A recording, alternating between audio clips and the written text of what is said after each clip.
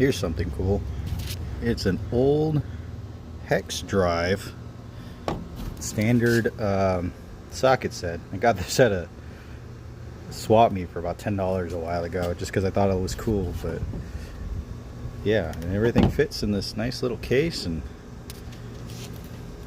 pretty cool little set. I mean, cool little bit of history. No idea who made it, but I do know that it is made in the US of A.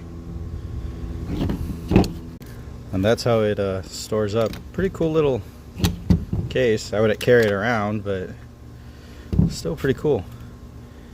You know, like, comment, share, subscribe. Sergio with Wasso HVAC and Tools. Out.